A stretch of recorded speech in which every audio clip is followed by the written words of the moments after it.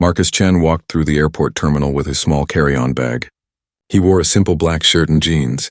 Nothing about his appearance showed that he was one of the richest men in Asia.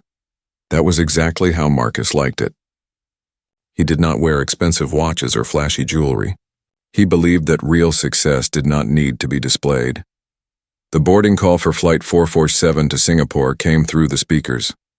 Marcus joined the line for first-class passengers. He had bought the ticket himself, even though his company could have provided a private jet. Marcus preferred commercial flights. He enjoyed watching people and sometimes had interesting conversations with strangers. As he stepped onto the plane, a young flight attendant stood near the entrance. Her name tag read Rebecca Miller. She had blonde hair pulled back in a tight bun and bright red lipstick. Rebecca smiled widely at the passenger in front of Marcus, a white man in an expensive suit. "Welcome aboard, sir. May I help you find your seat?" Rebecca asked warmly. The man thanked her and moved forward. Marcus stepped up next with his boarding pass ready. "Seat 2A, Marcus said politely, showing his ticket. Rebecca's smile disappeared. She looked at Marcus from head to toe. Her eyes showed something Marcus had seen too many times in his life. Judgment, doubt, disbelief. "First class is in the front," Rebecca said slowly, as if Marcus might not understand English. "Yes, I know. That's where I'm going. Seat 2A, Marcus replied calmly. Rebecca took his boarding pass and examined it carefully. She looked at it for much longer than necessary. Then she looked at Marcus again, her lips pressed into a thin line. "Go ahead," she finally said without any warmth in her voice. Marcus walked to his seat and placed his bag in the overhead compartment. Seat 2A was a window seat with plenty of space. The leather seat was comfortable and clean. Marcus sat down and fastened his seatbelt. Across the aisle in seat 2B sat an older white man reading a financial newspaper. In seat 3B behind Marcus, an elderly white woman with silver hair was settling in. She smiled at Marcus when their eyes met. Marcus smiled back. Rebecca walked through the first-class cabin checking on passengers. She stopped at the man in 2B. "Good afternoon, sir. Would you like some champagne before takeoff?" Rebecca asked with a bright smile. "Yes, that would be lovely," the man replied. Rebecca poured champagne into a crystal glass and handed it to him carefully. Then she moved to the elderly woman in 3B. "Champagne for you, ma'am." "Oh, yes, please, dear," the woman said kindly. Rebecca served her with the same warm smile. Then she turned and her eyes fell on Marcus. Her smile vanished again. She walked past his seat without saying a word. Marcus waited. He thought perhaps she would come back. But Rebecca moved to the other side of the cabin, serving champagne to 2 more passengers there. Everyone in first class had been offered a drink except Marcus. The elderly woman in 3B noticed. She looked at Marcus, then at Rebecca, and frowned slightly. Marcus decided to speak up. When Rebecca walked past his seat again, he raised his hand politely. "Excuse me," Marcus said with a friendly tone. "May I have some champagne as well?" Rebecca stopped but did not look at him directly. "We're out of champagne," she said quickly. Marcus glanced at the cart beside her. He could clearly see several champagne bottles still there. The elderly woman in 3B could see them too. She opened her mouth as if to say something but then stayed quiet. "I see," Marcus said calmly. "Then may I have some water, please?" "I'll bring it later." "I'm busy right now," Rebecca said and walked away quickly. Marcus sat back in his seat. He felt the familiar weight in his chest that came with discrimination. He had experienced it many times growing up. Even after he became successful, it still happened. Some people looked at his skin color before they looked at anything else. But Marcus had learned long ago not to lose his temper. Getting angry only made situations worse. Instead, he pulled out his phone and opened his notes app. He quietly began recording what was happening, writing down the time and details. Another flight attendant, a young black man, came through the cabin. His name tag said James Wilson. He smiled genuinely at all the passengers. "Is everyone comfortable?" "Do you need anything?" James asked. When he reached Marcus, his smile remained warm. "Good afternoon, sir. Can I get you anything?" "Yes, thank you." "I would like some water, please," Marcus said. "Of course. Right away," James said kindly and went to get it. He returned a minute later with a crystal glass of water on a small tray. "Here you are, sir. Please let me know if you need anything else." "Thank you," Marcus said. genuinely grateful for the simple act of kindness. James seemed like he wanted to say something else, but Rebecca called him from the front of the cabin. He excused himself and left. The plane's engine started. The captain's voice came through the speakers, announcing their flight time to Singapore would be 6 hours and 40 minutes. Marcus settled in for the long flight. Rebecca came through again with hot towels for passengers. She handed them out with a smile to everyone. When she reached Marcus, she simply tossed a towel onto his tray table without looking at him and moved on immediately. The elderly woman in 3B watched this happen. Her frown deepened. She caught Marcus's eye and shook her head slowly, as if to say she was sorry for what she was witnessing. Marcus gave her a small, sad smile. He appreciated that someone else saw what was happening. It made him feel less invisible. The plane took off smoothly. Once they reached cruising altitude, the seatbelt sign turned off. Rebecca began preparing for meal service. Marcus could smell food being heated in the galley. His stomach rumbled. He had not eaten since early morning. Rebecca came out with menus. She handed them to passengers with pleasant words. "We have a wonderful selection today. Please take your time deciding." When she reached Marcus, she placed the menu on his tray table without a word and walked away immediately. Marcus opened the menu. It offered a choice between salmon, chicken, or beef. He decided on the salmon. Rebecca returned 15 minutes later to take orders. She went to each passenger, writing down their choices carefully, making small talk and suggestions. She reached the man in 2B. "What would you like, sir?" "I'll have the beef, please," he said. "Excellent choice. Our beef today is cooked to perfection," Rebecca said warmly. She turned to Marcus. "Yes," she said flatly without any friendliness. "I would like the salmon, please," Marcus said politely. Rebecca wrote nothing down. "We're out of salmon," she said. Marcus looked at her steadily. "Then I'll have the chicken. We're running low on that too. I can't guarantee you'll get it." "I'll see what's left," Rebecca said and walked away before Marcus could respond. The elderly woman in 3B had heard everything. She looked shocked. This was no longer just cold behavior. This was deliberate rudeness. Marcus took out his phone again and added more notes. He included the time, what he ordered, and what Rebecca said. He was not sure why he was documenting everything. Perhaps it was just his business mind at work. Always keep records. Always have evidence. James appeared from the back galley, pushing a meal cart. He looked uncomfortable, glancing between Rebecca and Marcus several times. It seemed clear that James had noticed something was wrong. But he said nothing. He was younger, probably new to the job. Speaking up against a colleague could cost him his position. Marcus understood. He did not blame James for staying silent. The young man had bills to pay, a life to support. Not everyone could afford to be a hero. Rebecca began serving meals. The beef went to the man in 2B. The elderly woman received her chicken with a side salad.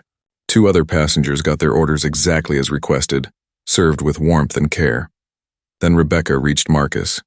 She placed a tray in front of him roughly, making the water glass shake. On the plate was the salmon. Marcus looked at the meal, then at Rebecca. She had claimed they were out of salmon. She had lied directly to his face. "Thank you," Marcus said quietly. Rebecca walked away without responding. The elderly woman in 3B had seen it all. She put down her fork and stared at Rebecca's back with clear disapproval on her face. Marcus looked down at his meal. The salmon looked delicious, but somehow he had lost his appetite.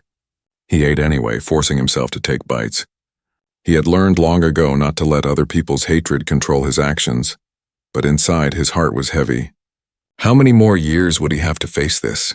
How many more flights, restaurants, stores, and hotels would treat him as less than human because of his skin color? When would it end? Marcus finished his meal in silence, the plane carrying him forward through the sky toward whatever came next. 2 hours had passed since takeoff. Marcus had tried to rest, closing his eyes and listening to soft music through his headphones, but sleep would not come. The tension in the cabin made it impossible to relax. Rebecca continued her service, walking through the first-class section regularly. Each time she passed Marcus's seat, her body language changed. Her shoulders tensed. Her smile disappeared.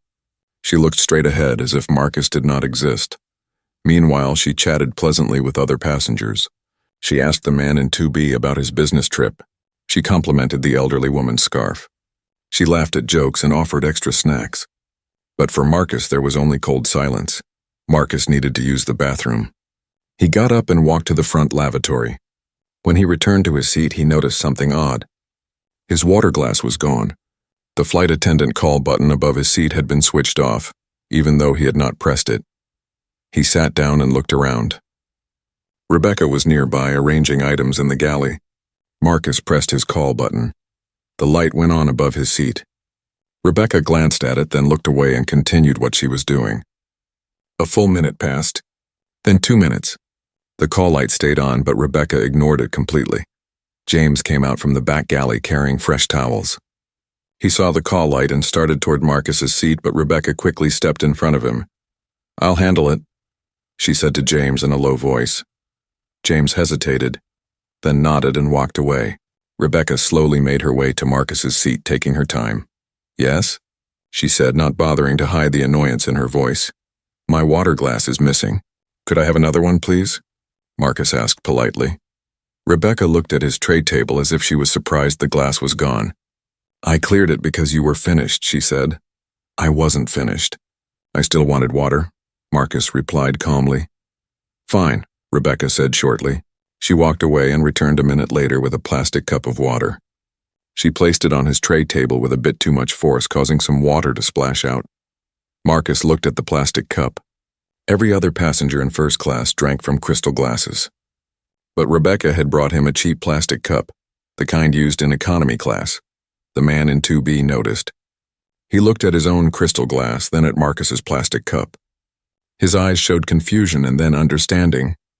He frowned but said nothing. The elderly woman in 3B noticed too. Her face showed clear anger now.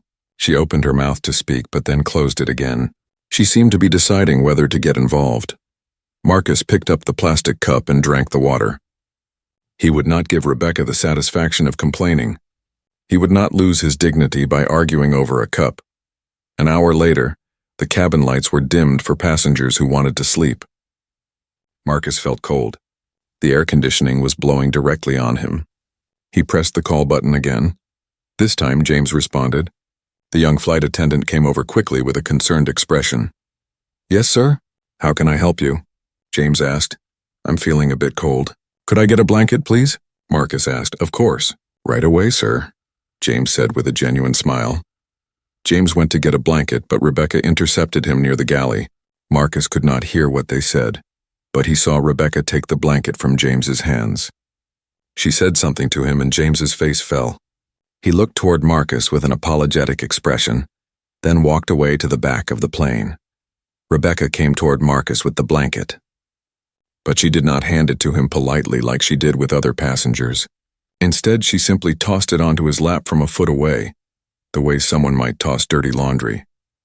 "There," Rebecca said flatly, and walked away immediately. Marcus unfolded the blanket. It was thin and worn with a small stain on one corner. He looked around at other passengers who had blankets. Theirs were thick, clean, premium blankets wrapped in plastic bags. The elderly woman in 3B had seen everything. She had been watching Rebecca's treatment of Marcus for 2 hours now. Her face was red with anger. She could not stay quiet anymore. "Excuse me," the woman called out to Rebecca, who was walking away. "Excuse me, miss." Rebecca stopped and turned around. "Yes, ma'am?" "Do you need something?" she asked with a fake smile. "I need to talk to you about your behavior," the elderly woman said firmly. Rebecca's smile faded. "My behavior? I don't understand." The elderly woman pointed at Marcus. "I've been watching you for 2 hours.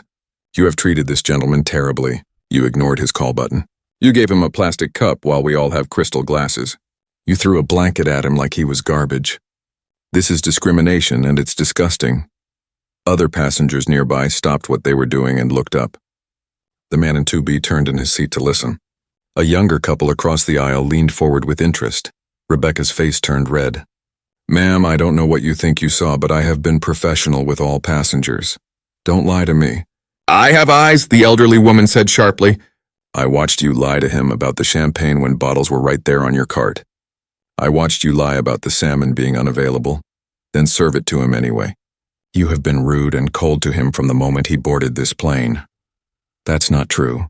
"You're mistaken," Rebecca said, but her voice was shaking now.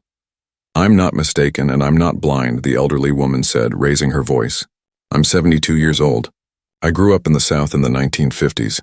I know exactly what discrimination looks like, and I will not sit quietly while it happens in front of me. The cabin was silent now. Everyone in first class was listening. Some passengers looked shocked. Others nodded in agreement with the elderly woman. Marcus felt uncomfortable with all the attention. It's okay, he said quietly to the elderly woman. Thank you, but it's okay. No, it's not okay, the woman said firmly, looking at Marcus with kind but determined eyes. It will never be okay until we stop accepting it.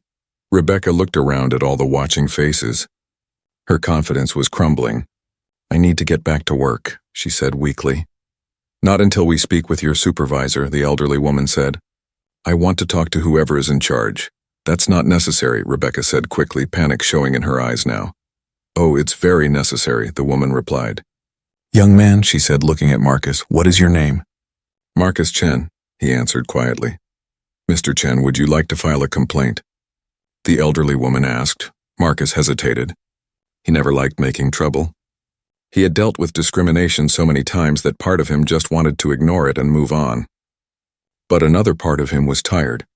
Tired of staying silent. Tired of accepting bad treatment. Tired of making it easy for people like Rebecca. Yes, Marcus said finally. Yes, I would like to speak with a supervisor. Rebecca's face went pale. Please, let's not make a big deal out of this. I'm sorry if I felt. Marcus interrupted, his voice still calm but with steel underneath. I didn't feel discriminated against. I was discriminated against. There's a difference, the man in 2B spoke up for the first time. I saw it too. The plastic cup thing was obvious. And you definitely lied about the salmon. I saw the champagne situation.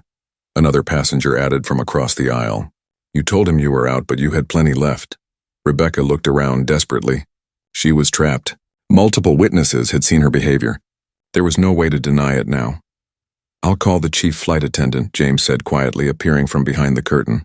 He had been listening to everything. His face showed both sadness and relief, as if he was glad someone had finally spoken up. No, wait, Rebecca said, her voice breaking. Please, I can fix this. You can't fix discrimination, the elderly woman said coldly. You can only stop doing it. And clearly you haven't learned that lesson yet. James walked toward the upper deck where the senior crew stayed during flights. His footsteps were the only sound in the silent cabin. Rebecca stood frozen in the aisle. Her hands were shaking.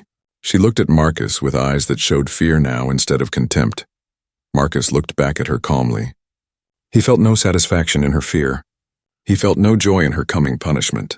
He only felt tired. Tired of a world where his skin color made people treat him as less than human. The elderly woman reached across the aisle and gently touched Marcus's arm.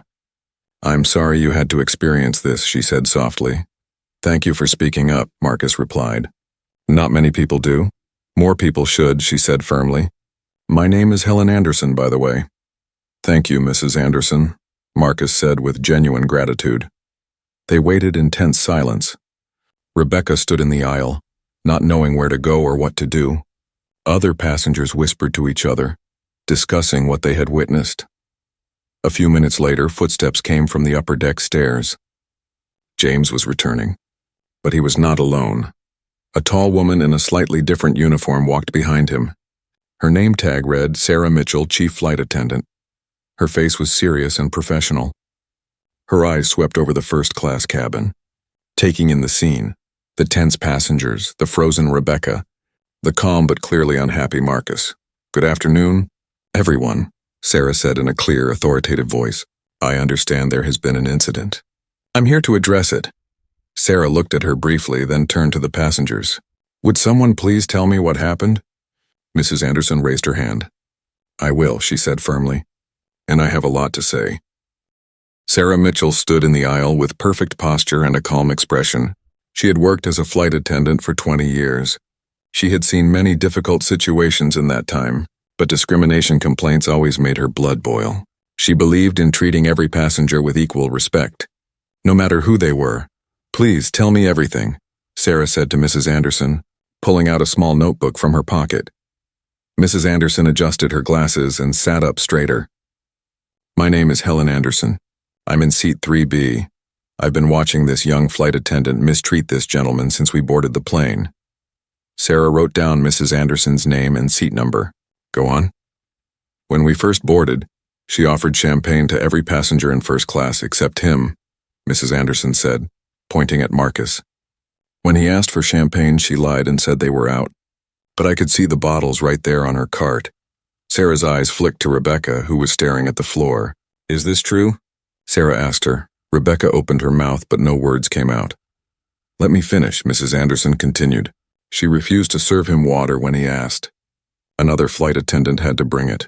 Then, when he asked for water again later, she brought it in a plastic cup. Everyone else has crystal glasses, look. Mrs. Anderson held up her own crystal glass. Sarah looked at Marcus's tray table. The plastic cup sat there half empty. Sarah's jaw tightened. She also lied about the salmon being unavailable. Mrs. Anderson went on. She told him they were out of salmon, but then she served it to him anyway. She's been cold and rude to him the entire flight, while being sweet and friendly to the rest of us. The man in seat 2B raised his hand. I can confirm what Mrs. Anderson is saying. I witnessed the plastic cup incident and the salmon lie. It was very obvious. A younger woman across the aisle spoke up. I saw her ignore his call button for several minutes. She saw it was on, but she just walked past. Sarah continued writing notes. Her face remained professional, but her eyes showed controlled anger. Did anyone else witness these incidents? 2 more passengers raised their hands and nodded. Sarah turned to Marcus. Sir, what is your name? Marcus Chen, he replied quietly. Mr. Chen, can you tell me your account of what happened? Sarah asked gently. Marcus took a breath. He had been trying to stay calm and uninvolved, but now he needed to speak up. Everything Mrs. Anderson said is accurate. When I boarded, the flight attendant's demeanor changed completely when she saw me. She was warm to other passengers but cold to me. Marcus pulled out his phone. I documented several incidents. Would you like to see? Yes, please, Sarah said. Marcus opened his notes app and showed Sarah his phone. She read carefully, her frown deepening with each line. Marcus had written down times, specific incidents, and details.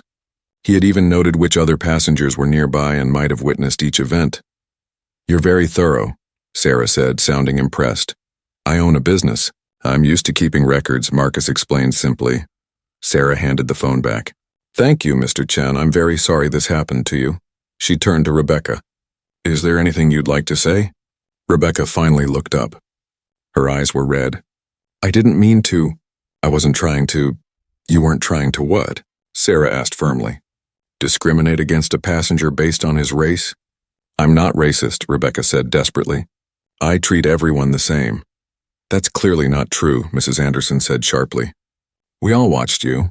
You treated him completely differently from the rest of us. Maybe I was just having a bad day, Rebecca tried. Maybe I was distracted and didn't realize. Stop, Sarah interrupted. Don't make excuses. I've worked in this industry long enough to know discrimination when I see it. And this is textbook discrimination? Rebecca's face crumbled. A tear ran down her cheek. Sarah felt no sympathy. She had trained dozens of flight attendants over the years. She had taught them that every passenger deserved respect.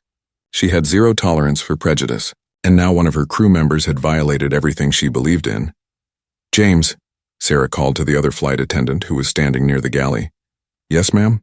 James came over quickly. Did you witness any of these incidents? Sarah asked. James looked uncomfortable.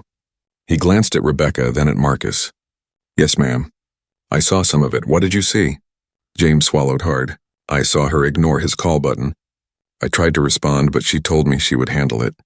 I also brought him water at one point because she hadn't done it. And I noticed she gave him a plastic cup instead of a glass, but I didn't say anything. I should have. I'm sorry. Why didn't you report this? Sarah asked. I didn't want to cause trouble. I'm still new. I thought maybe I was overreacting. James said, his voice filled with regret. Sarah sighed. I understand, but silence makes you part of the problem. If you see discrimination, you must report it immediately. Yes, ma'am. I understand now. I'm sorry, James said sincerely. Sarah turned back to Rebecca. I need to speak with you privately.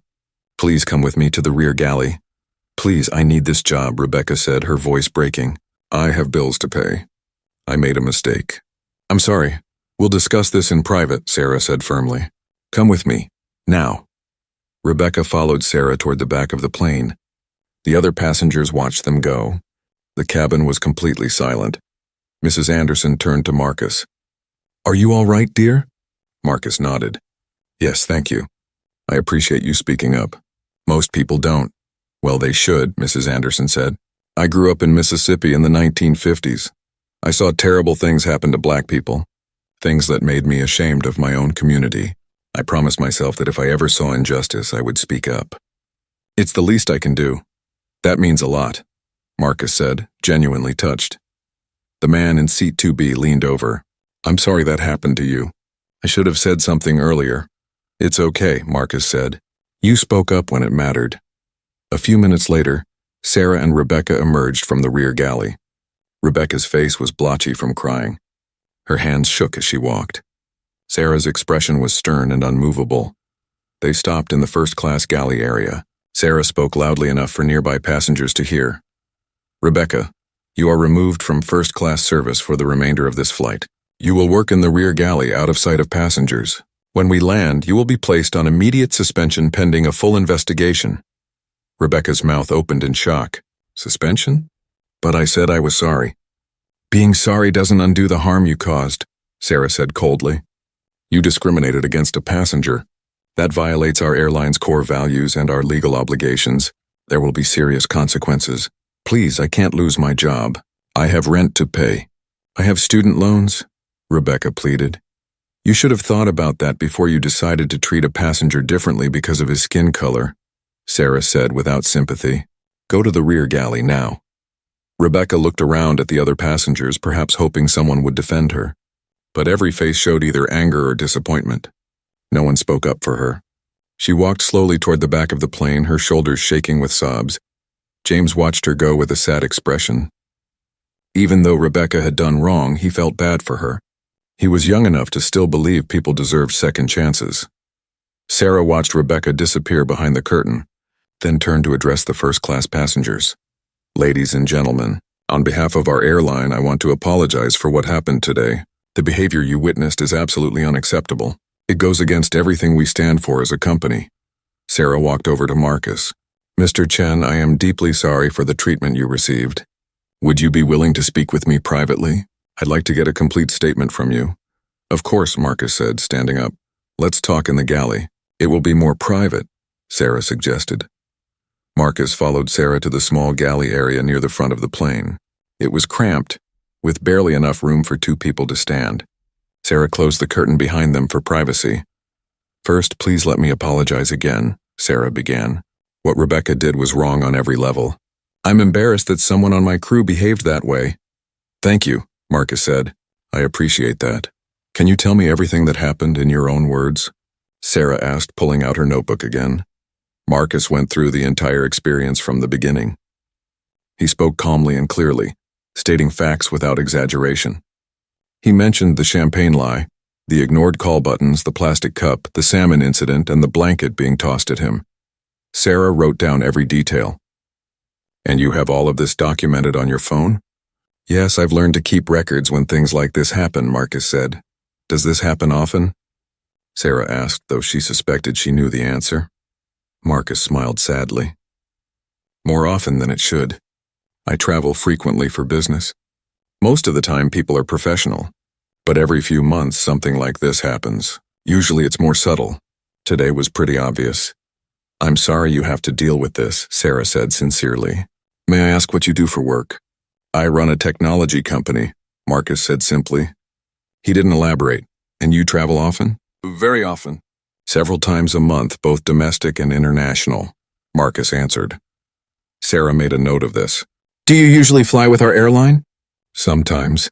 I use several different airlines depending on the routes," Marcus said. Sarah and Marcus continued their conversation in the galley. Sarah wanted to make sure she had all the information she needed for her report. "Mr. Chen, I need to ask you some questions for our official record," Sarah said. "Is that okay?" "Yes, of course," Marcus replied. "Did Rebecca say anything directly discriminatory to you?" "Any racial slurs or comments about your appearance?" Sarah asked. Marcus shook his head. "No, she never said anything like that. It was all in her behavior and actions, the way she looked at me." The way she treated me differently from other passengers. Sometimes that kind of discrimination is harder to prove, Sarah said. But thankfully you have multiple witnesses and your documentation. That makes this case very clear. I'm glad I'm not the only one who saw it, Marcus said. Sometimes people gaslight you. They make you feel like you're imagining things or being too sensitive. Sarah's expression softened. I believe you completely. And so does everyone else on this flight who witnessed it. You're not imagining anything. Marcus felt a weight lift from his chest.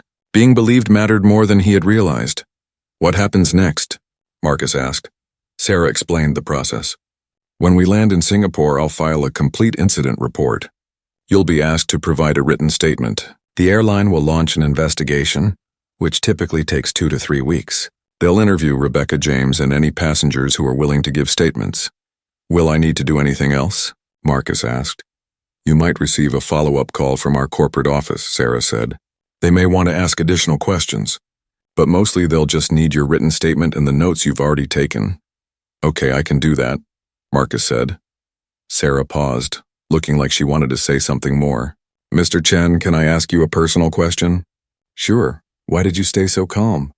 Most people would have gotten angry. You had every right to make a scene, to demand immediate action, but you stayed quiet for most of the flight. Why? Marcus smiled sadly. Because I've learned that getting angry doesn't help. When a black man gets angry, people see him as aggressive or dangerous. It confirms their prejudices. If I had yelled at Rebecca, passengers might have sided with her. They might have seen me as the problem. Sarah nodded slowly. That's not fair. You shouldn't have to manage other people's prejudices. No, I shouldn't. But that's the reality I live in, Marcus said. I've learned to pick my battles carefully, and when I do fight back, I do it smart. I document everything. I stay calm. I let the facts speak for themselves. You're very wise, Sarah said with genuine admiration. Not wise, just experienced, Marcus replied. I've been dealing with this my whole life. Sarah felt a deep sadness hearing this.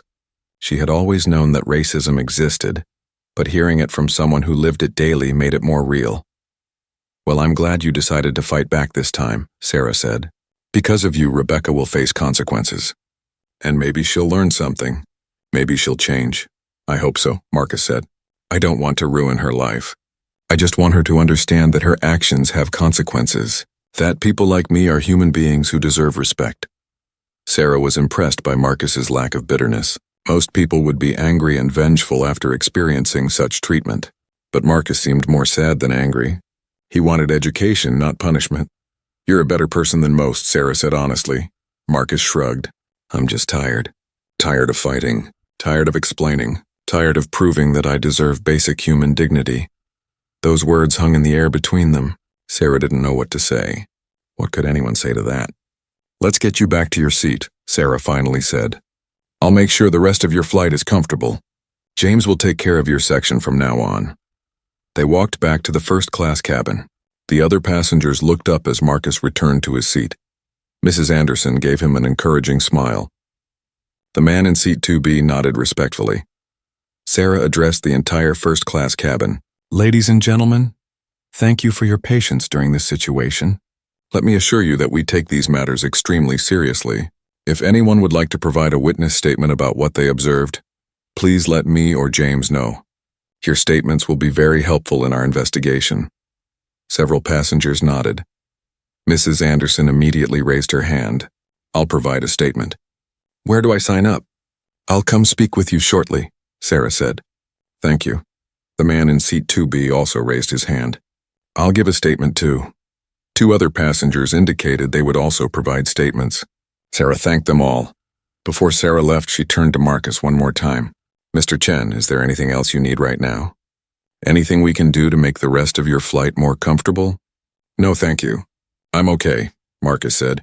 If you need anything at all, please press your call button. James will respond immediately, Sarah assured him. I appreciate that, Marcus said. Sarah gave him a final apologetic smile, then walked back to the upper deck. She needed to start writing her report immediately while everything was fresh in her mind. James came over to Marcus with a tray. On it was a crystal glass of champagne and a plate of premium chocolates. Compliments of the airline, sir, James said, and my personal apology for not speaking up sooner. I saw what was happening and I should have stopped it immediately. Marcus looked at the young man's sincere face. You spoke up when it mattered. That's what counts. Still, I feel bad, James said. I was scared of causing trouble. But silence is its own kind of trouble, isn't it? Yes, it is, Marcus agreed. But you're young. You're learning. What's important is that you learned from this. James nodded gratefully. I'll never stay silent again. I promise you that. Good, Marcus said. He took the champagne glass. Thank you, James. You're welcome, sir. If you need anything else, please let me know, James said before walking away. Marcus sipped the champagne. It was good, expensive champagne, but it tasted bitter, not because of the drink itself, but because of everything it represented. He had to fight just to be treated like every other passenger. He had to endure humiliation and discrimination just to get a glass of champagne in the class he had paid for. Mrs. Anderson turned around in her seat. Are you doing okay, dear? Yes, thank you, Marcus said. And thank you again for speaking up. You didn't have to do that. Of course I did, Mrs. Anderson said firmly. I'm an old woman. What are they going to do to me? Fire me? I don't work here. The least I can do is use my privilege to help when I see injustice. Marcus was touched by her words. The world needs more people like you. The world needs more young people who stand up for themselves like you did, Mrs. Anderson countered. You handled that situation with such grace and dignity. I was impressed. I didn't feel very graceful, Marcus admitted. I felt humiliated. But you didn't let her break you, Mrs. Anderson said. That's what matters. People like Rebecca want to make you feel small. But you refused to shrink. Marcus hadn't thought of it that way. He had just been trying to survive the situation. But maybe Mrs. Anderson was right. Maybe there was strength in his calm response. My grandson is about your age. Mrs. Anderson continued. He's black, adopted. I worry about him all the time. I worry about the discrimination he faces. I worry about how people treat him. But seeing how you handled yourself today gives me hope. It shows me that young people like you and him can face hatred and still maintain your dignity. Marcus felt emotion rising in his throat. Tell your grandson that it gets easier. Not because the discrimination stops, but because you learn how to handle it. You learn who you are, and no one can take that away from you. Mrs. Anderson's eyes filled with tears. Thank you. I'll tell him that. They sat in comfortable silence for a moment. Around them, the other first-class passengers had returned to their activities. Some read books. Some watched movies. Some slept. The drama had passed and life continued, but for Marcus, nothing felt normal. He was exhausted, emotionally drained from the experience. He wanted the flight to end. He wanted to be alone in his hotel room where he could finally let his guard down. James came by regularly to check on everyone. He was extra attentive to Marcus, perhaps overcompensating for not speaking up earlier. He refilled Marcus's water before it was empty. He offered extra snacks. He asked if the temperature was comfortable. Marcus appreciated the attention, but part of him wished James would just treat him normally. He didn't want special treatment. He just wanted equal treatment. An hour passed. The cabin remained peaceful. Sarah came down from the upper deck once to check on things. She made eye contact with Marcus and gave him a small, supportive nod. Marcus nodded back. In the rear galley, Rebecca was probably crying. Marcus tried not to think about her. He didn't want to feel guilty. He hadn't done anything wrong. She had brought this on herself. But still, a small part of him felt sorry for her. Not because she didn't deserve consequences, but because he knew that her hatred came from somewhere. She had learned to be racist. Someone had taught her, whether through words or example, that people like Marcus were less than. That was sad in its own way. Marcus closed his eyes and tried to rest. The champagne had made him slightly drowsy. The drone of the airplane engines was soothing. Maybe he could sleep for a bit. The final hours of the flight passed slowly. Marcus tried to sleep but couldn't. His mind kept replaying the day's events. Every ignored call button, every cold look from Rebecca, every moment when he had to swallow his pride and stay calm. James continued providing excellent service to the first-class cabin. He was attentive without being overbearing. Marcus could tell the young man was trying to make up for his earlier silence. Every time James served someone, he made sure to check on Marcus too. More water, sir? James asked for the third time in an hour. I'm fine, thank you, Marcus said with a tired smile. James nodded and moved on, but Marcus could see the guilt still on his face. The young flight attendant would probably carry this experience with him for a long time. Maybe that was good. Maybe it would make him speak up faster next time. Mrs. Anderson had dozed off in her seat, her head resting against the window. The man in seat 2B was working on a laptop, typing away at what looked like a business report. Everything seemed normal, as if nothing had happened, but something had happened. And soon everyone would know about it. Marcus pulled out his phone and looked at his notes again. He had documented everything clearly. Times, incidents, witnesses. He had learned long ago that detailed records were essential. Without evidence, it was just his word against someone else's. And in a world where some people still didn't believe racism existed, his word alone often wasn't enough. Sarah appeared from the upper deck. She walked through the cabin, checking on passengers with a professional smile. When she reached Marcus, her smile became more personal. "How are you doing, Mr. Chen?" she asked quietly. "I'm okay," Marcus replied. "Just ready to land." "I understand." "We'll be landing in about 2 hours," Sarah said. She hesitated, then added, "I wanted you to know that I've completed my initial report. I've documented everything you told me and everything the witnesses reported. The evidence is very clear." "Thank you," Marcus said. "There's something else I should tell you," Sarah continued, lowering her voice.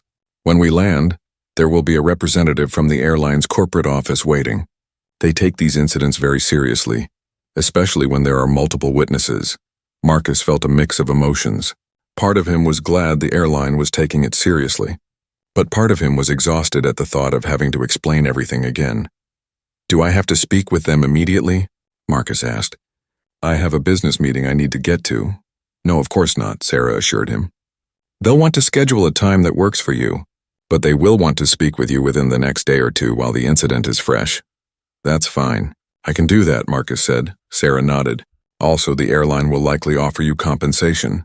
I can't say exactly what, but typically in cases like this, they provide a refund, travel vouchers, or other forms of compensation." "I don't want their money," Marcus said quietly. "I just want them to fix the problem." Sarah looked at him with respect. "That says a lot about your character, Mr. Chen." Marcus shrugged. "Money doesn't fix racism. Training might. Consequences might. But not money." "You're right," Sarah agreed.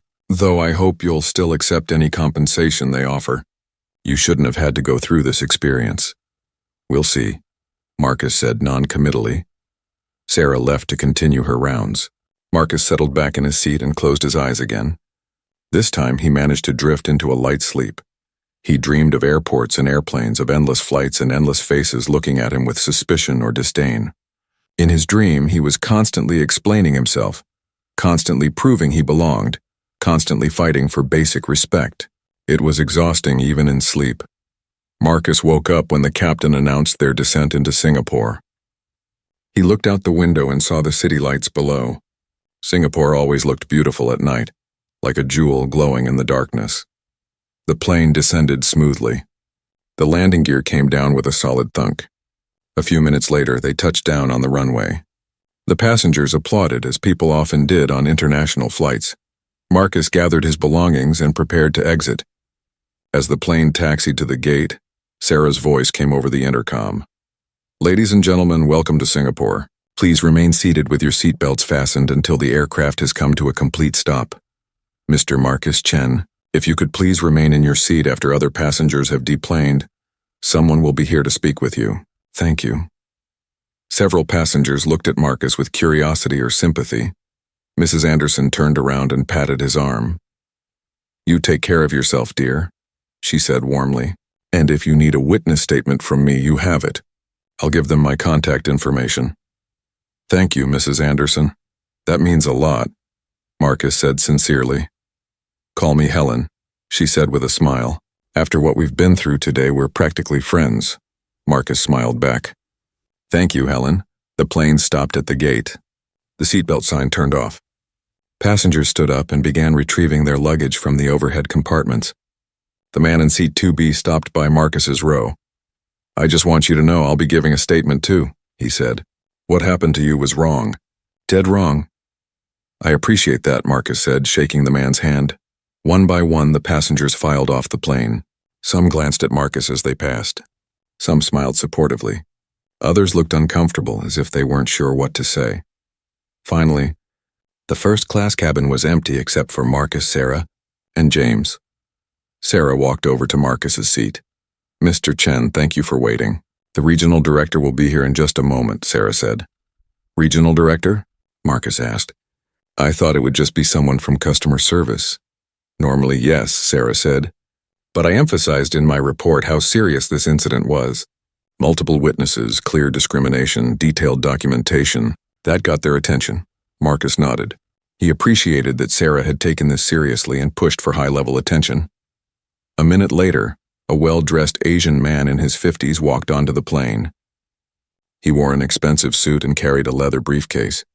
His name tag identified him as David Tan, Regional Director of Operations. "Mr. Chen?"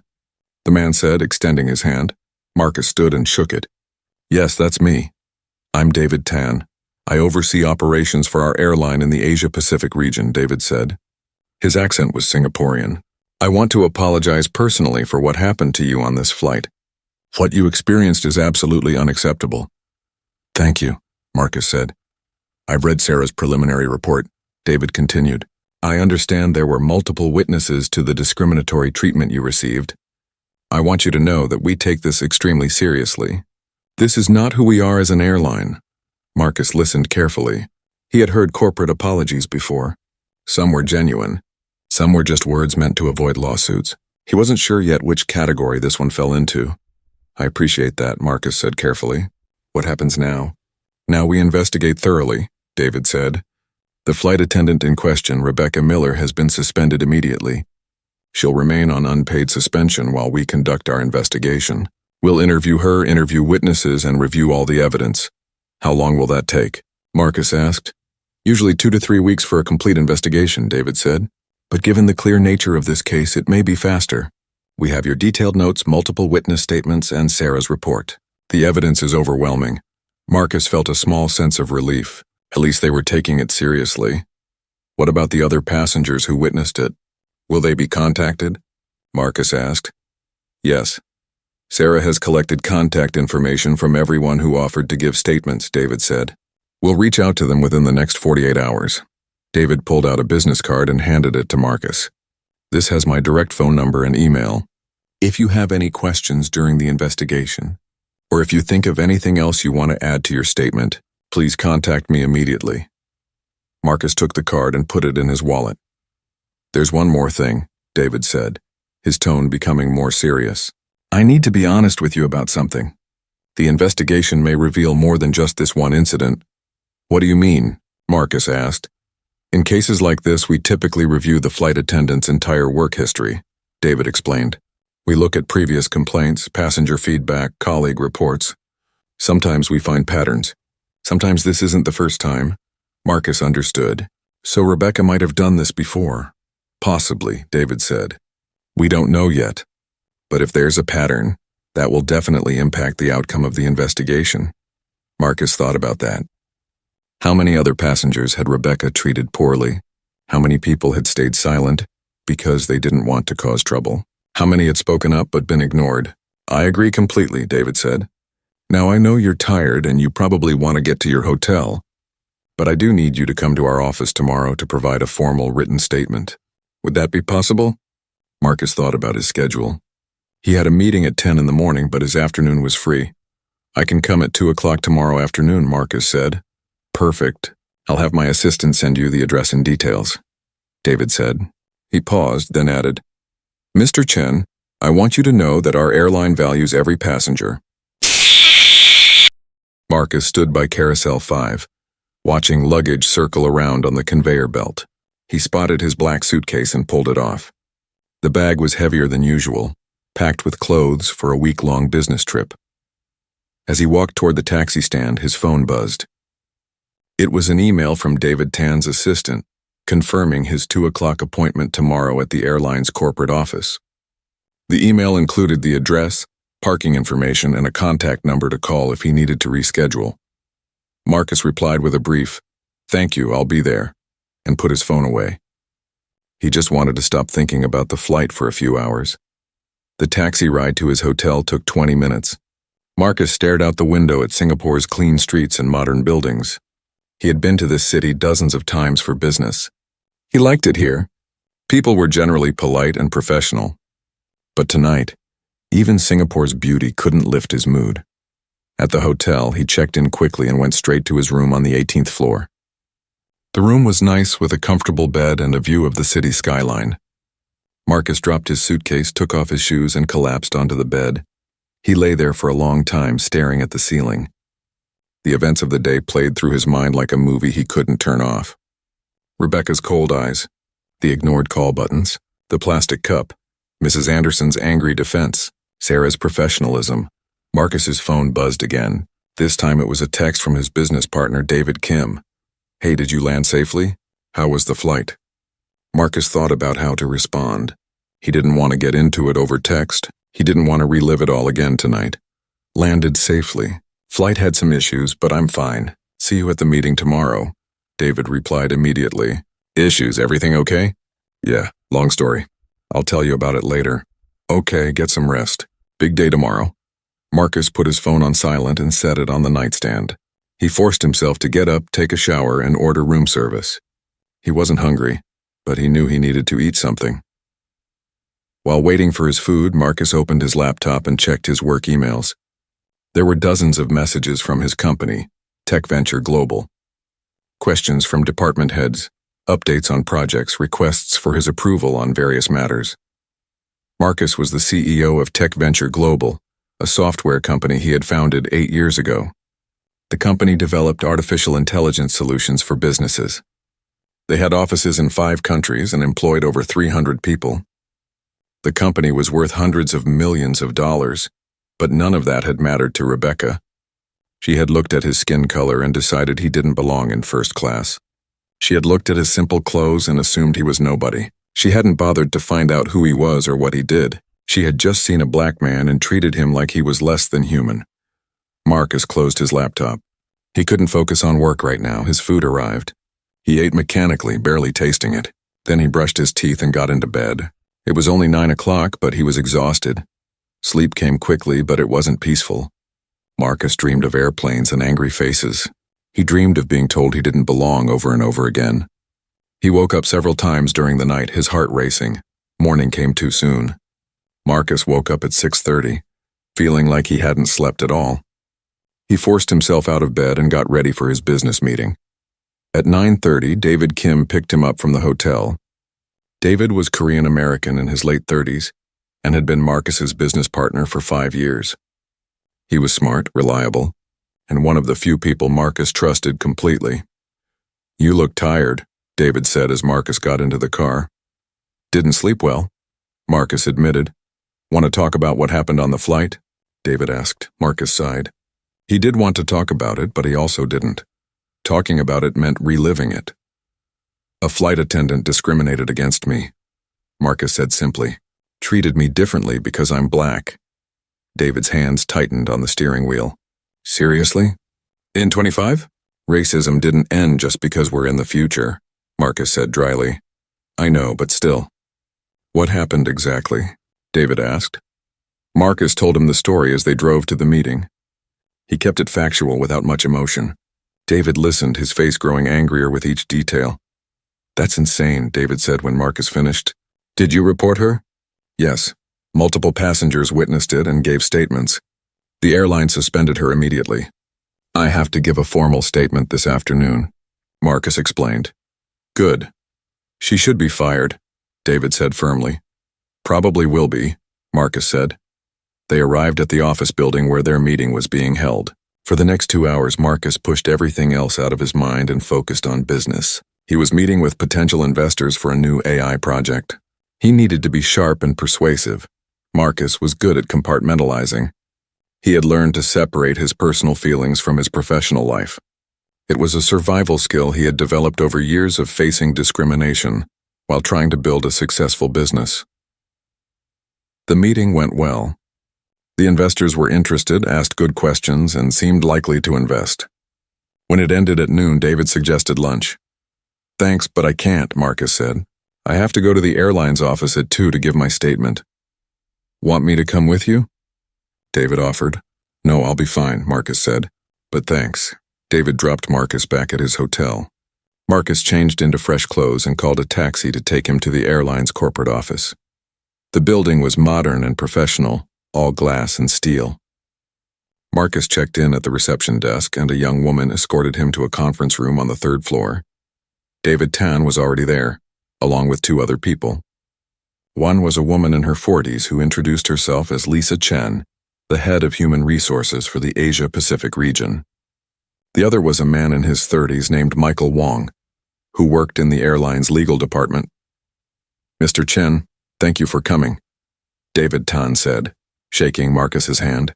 "Please have a seat." Marcus sat down at the large conference table. The three airline representatives sat across from him. Lisa Chen opened a laptop and prepared to take notes. "Before we begin, I want to assure you that everything discussed here is confidential," Lisa said. "We take your privacy very seriously." "Thank you," Marcus said. "We've already received statements from 5 passengers who witnessed the incidents on your flight," David Tan explained. "Their accounts are remarkably consistent. They all describe the same pattern of discriminatory behavior from Rebecca Miller." Marcus felt validated hearing this. The witnesses had backed him up. "We've also reviewed Rebecca's employment file," Lisa continued.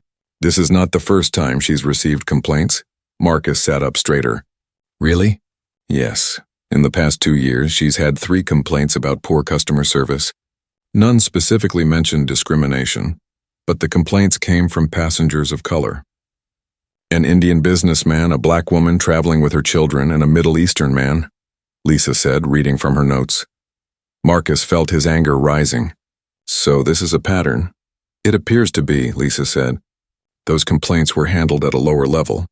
She received verbal warnings but was never formally disciplined. That was a failure on our part.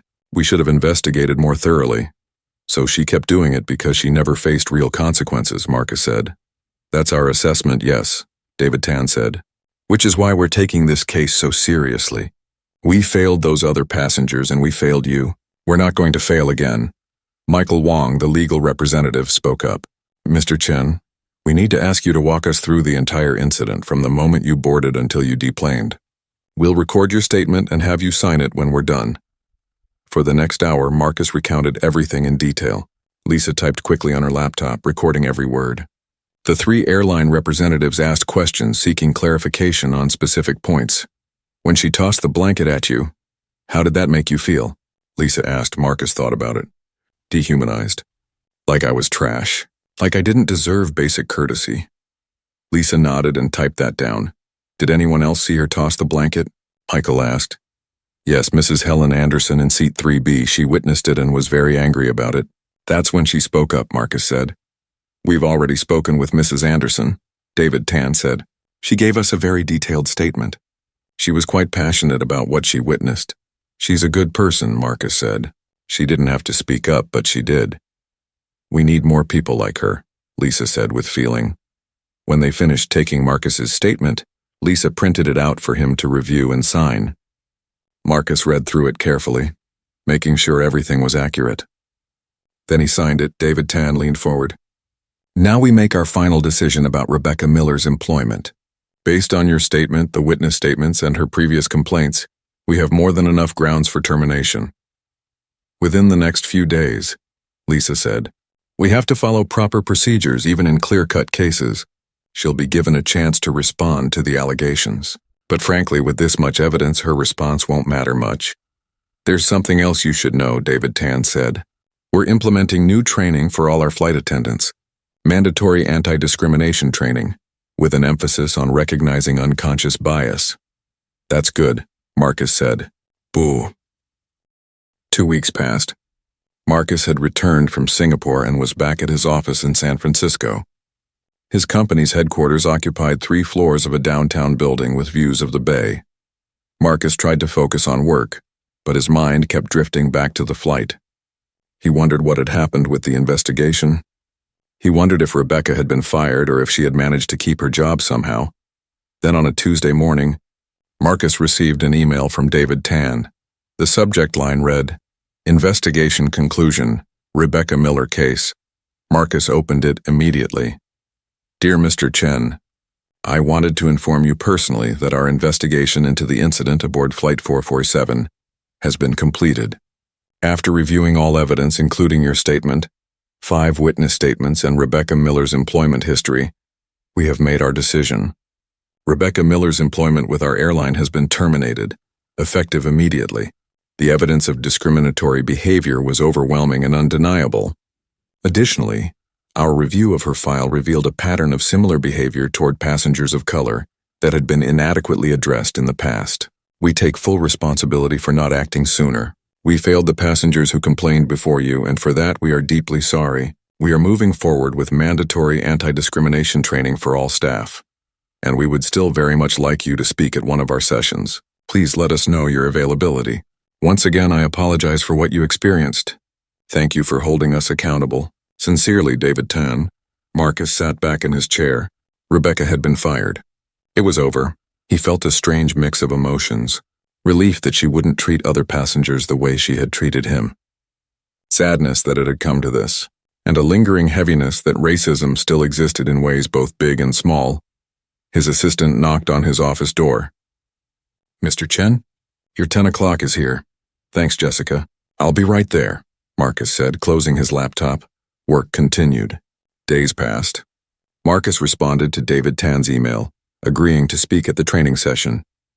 They scheduled it for 3 weeks later, which would give Marcus time to prepare his remarks. Meanwhile, something unexpected happened.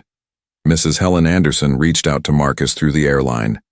She had asked David Tan if he could pass along her email address to Marcus. David had checked with Marcus first, and Marcus had agreed. Helen's email was warm and kind. She wrote about how the incident had affected her, and how proud she was of how Marcus had handled himself. She also mentioned that she had told her grandson about Marcus, and her grandson wanted to meet him someday. Marcus wrote back, thanking her for her support. They exchanged a few more emails over the next week. Helen turned out to be a retired teacher who had spent her career fighting for equality in schools. She had marched during the civil rights movement in the 1960s. She had dedicated her life to making the world better. Young people like you give me hope, Helen wrote in one email. You face hatred with dignity.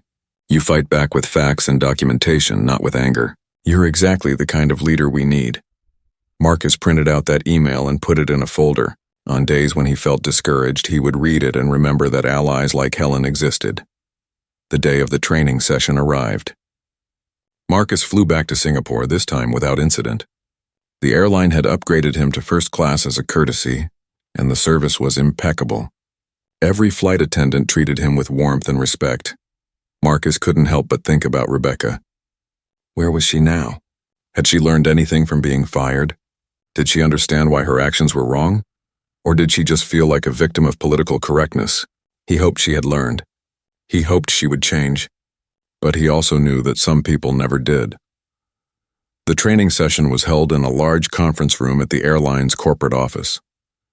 About 60 flight attendants were there, along with supervisors and management. Marcus stood at the front of the room looking at all the faces watching him. David Tan introduced him. Today we have a special speaker. Mr. Marcus Chen is the CEO of Tech Venture Global, a leading artificial intelligence company.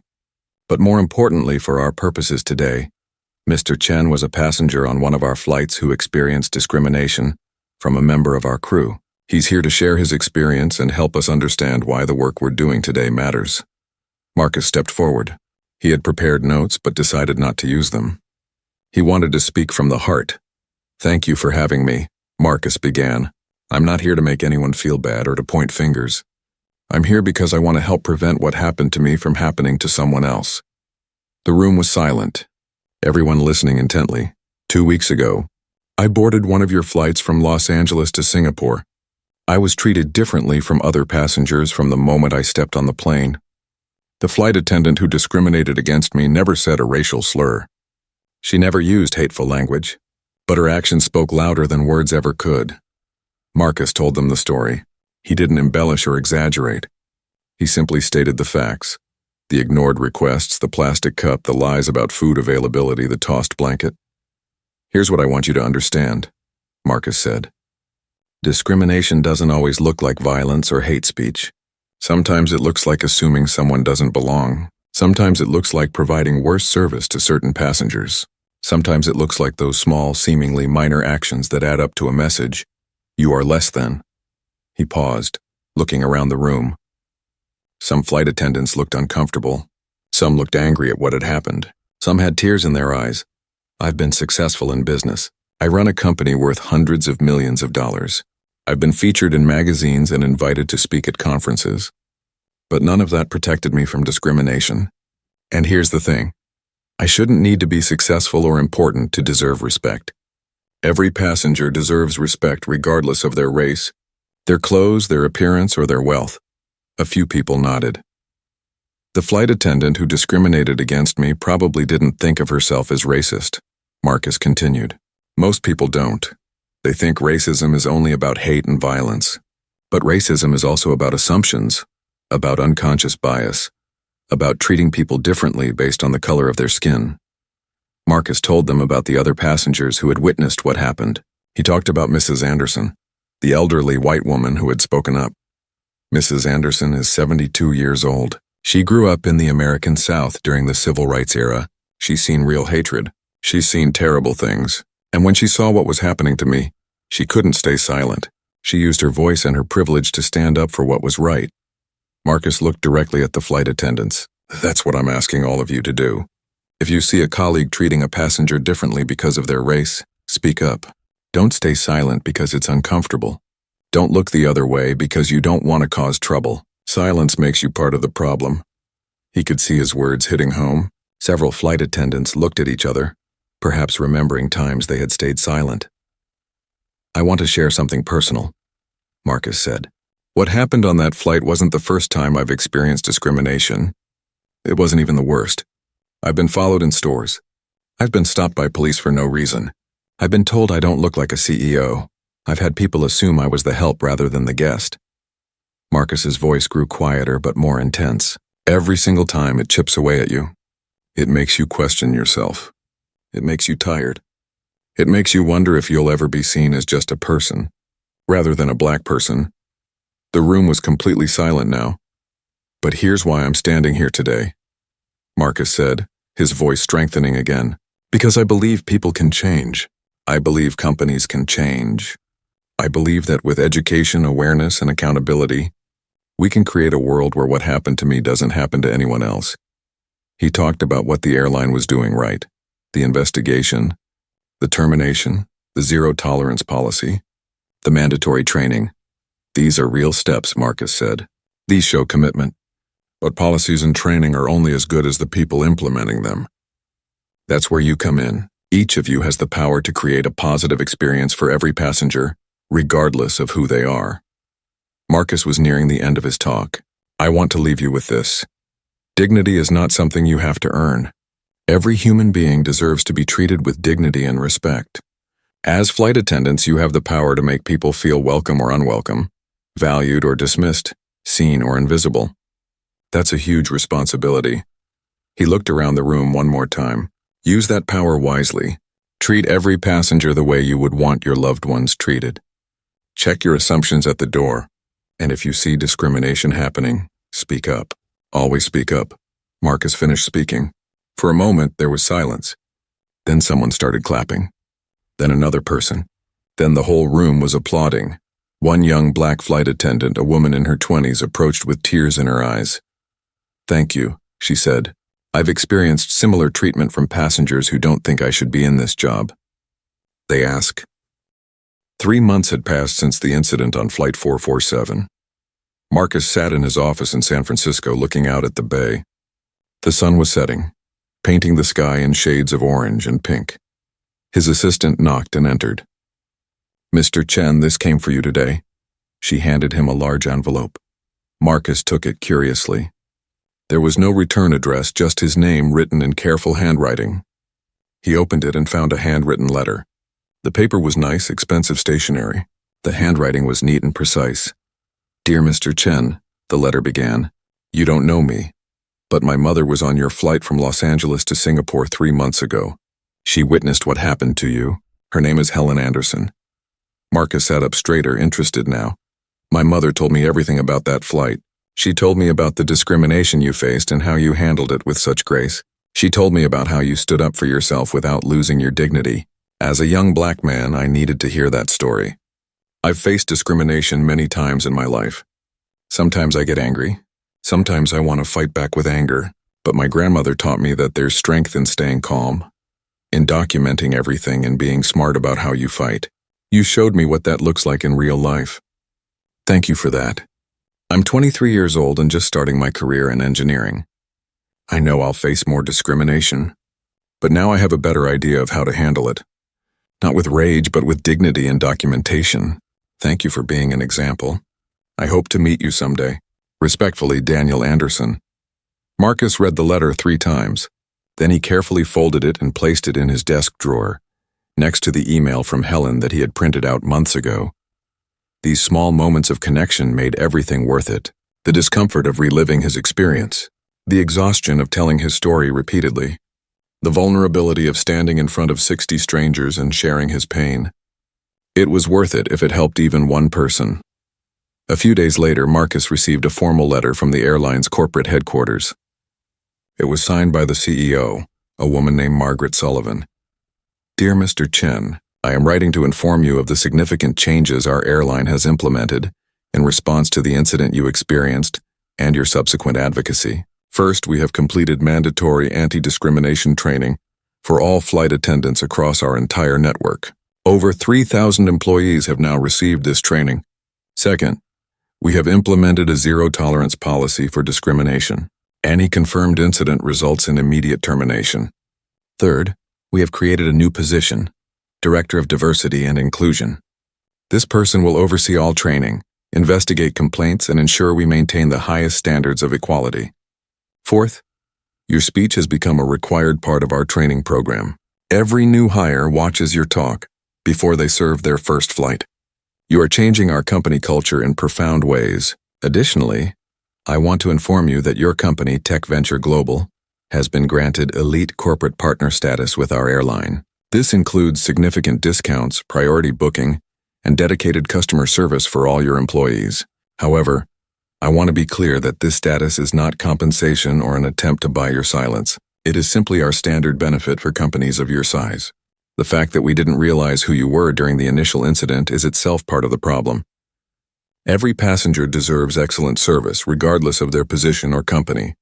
We are also refunding your ticket and providing you with 2 years of complimentary first-class travel. Again, this is not to silence you, but to acknowledge the serious failure you experienced. Thank you for holding us accountable. Thank you for turning a painful experience into an opportunity for education. You have made our airline better. Sincerely, Margaret Sullivan, CEO. Marcus set the letter down and smiled slightly. The airline was doing everything right. They had taken real action, not just offered empty words. His phone rang. It was David Kim, his business partner. Hey, did you see the news? David asked excitedly. What news? Check your email. The airline just sent a press release. They're announcing their new anti-discrimination policies and crediting you by name for inspiring the changes, David said. Marcus quickly opened his email and found the press release. It was professionally written and detailed all the changes the airline had made. There was even a quote from Marcus about the importance of equality and dignity in air travel. This is going to get attention, David said. This is a major airline. When they announce policy changes like this, people notice. David was right. Within hours, the press release was picked up by major news outlets. Business magazines ran stories about it. Social media buzzed with reactions. Marcus's phone started ringing with interview requests. Everyone wanted to talk to him about what happened and what it meant. Marcus agreed to a few interviews, carefully selecting outlets that would tell the story responsibly. In one interview with a business magazine, the reporter asked Marcus, "Do you think Rebecca Miller deserved to be fired?" Marcus thought carefully before answering. "I think she deserved consequences. Whether that consequence should have been termination or something else, I'll leave that to the airline to decide. What I do know is that discrimination can't be tolerated. If there are no real consequences, then nothing changes. Do you forgive her?" The reporter asked. "Forgiveness is complicated," Marcus said. "I don't hate her. I don't wish her harm. But I also can't forget what she did and what it represented. My hope is that she learned something from this experience. My hope is that she examines her biases and becomes a better person. What would you say to her if you could speak to her now? The reporter asked. Marcus paused. I'd say that we're all capable of prejudice. We all have biases, whether we acknowledge them or not. The question is what we do when those biases are exposed. Do we get defensive and deny them? Or do we do the hard work of examining ourselves and changing? That's the choice every person has to make. The interview was published and widely shared. People praised Marcus for his measured, thoughtful responses. He didn't demonize Rebecca. He didn't play the victim. He simply spoke truth with empathy. A month later, Marcus received an unexpected email. The sender was Rebecca Miller. Marcus stared at the name in his inbox for a long time before opening it. Part of him didn't want to read it. Part of him was curious. He clicked open the email. Mr. Chen, I don't expect you to read this. I don't expect you to respond. But I need to write it anyway. I am deeply sorry for how I treated you. There's no excuse for my behavior. I was wrong. I've spent the past few months in therapy, working through my biases and prejudices. I'm beginning to understand how my assumptions and actions hurt people. Losing my job was devastating, but it was also necessary. I needed that wake-up call. I needed to hit rock bottom before I could start the real work of change. I've started volunteering with a civil rights organization. I'm reading books about racism and discrimination. I'm listening to people's stories. I'm trying to understand the pain I've caused, not just to you, but to others throughout my life.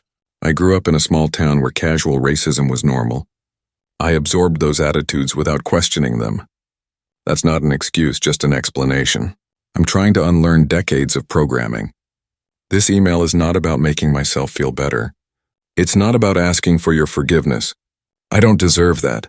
This is simply about acknowledgement. I hurt you. I was wrong. I am sorry. I hope you're well. I hope your work continues to make a difference. And I hope that someday I can be part of the solution instead of the problem. Rebecca Miller. Marcus read the email twice. He felt a strange mix of emotions. Anger at what she had done. Skepticism about whether her change was real, but also a tiny seed of hope that people really could change. He thought about responding but decided not to. Not yet, maybe someday. But right now he needed to focus on his own healing and his own work. Marcus closed his laptop and looked out at the San Francisco skyline. His city, his home, his company, his life. He had built all of this despite the obstacles, despite the discrimination, despite the people who looked at him and saw only his skin color. A few weeks later, Marcus received one more piece of mail. It was a letter from Helen Anderson. Dear Marcus, I heard your speech was turned into a permanent training program. I'm so proud of you. I told my grandson Daniel about you. He wrote you a letter. Did you receive it? Daniel starts his first engineering job next month. He's nervous but excited. I told him to be like you, dignified, strong, and unafraid to stand up for what's right. Thank you for being the kind of person young people can look up to. The world needs more people like you. With love and admiration, Helen. Dear Daniel, thank you for your letter. It meant more to me than you know. I'd love to meet you sometime. If you're ever in San Francisco, please look me up. I'd be happy to grab coffee and talk about your career, about handling discrimination, or about anything else. In the meantime, remember this. Your worth is not determined by other people's prejudices. Their inability to see your value is their failure, not yours. Stay strong. Document everything. Build your network. And never ever accept less.